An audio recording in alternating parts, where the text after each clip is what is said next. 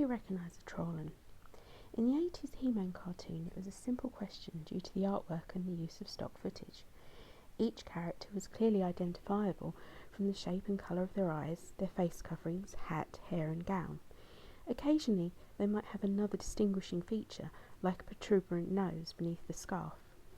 When they blink, their eyelids appear purple, but we could assume that's because they're in shade and are actually blue to match their ears and hands. Orko specifically has oval yellow eyes, a purple scarf, no visible hair, a hinged wizard's hat and of course a large O on his robe. This has meant that even when Evelyn turned him into a cricket, he was clearly identifiable as Orko. So then, when we saw the first images of the Trollin from Kevin Smith's reimagined Motu series, I and others were asking, is that supposed to be Orko or somebody else? I've drawn them here in the flatter 80s style for a better comparison. The eyes are the wrong shape, giving the impression of a female character, which, as he was pictured with a predominantly female ensemble, is a reasonable assumption. The nails could also be said to add to that impression, or traditionally perhaps hint at a darker evil side.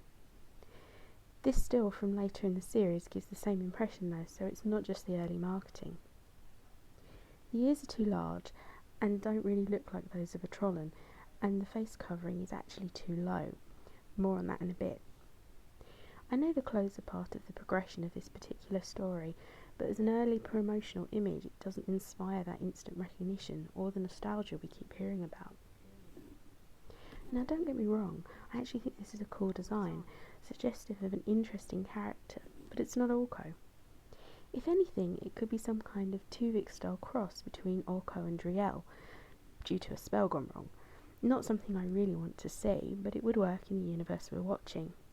A better alternative could have been their child returning after Orko went home to Trolla. There's lots of possibilities, but no, it was supposed to be Orko.